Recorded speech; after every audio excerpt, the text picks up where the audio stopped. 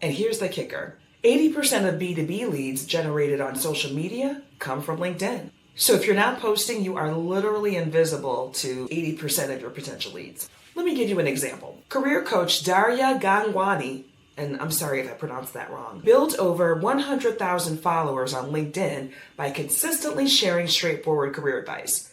She didn't have some secret formula. She just posted encouraging content and relatable stories that made instant connections with her audience.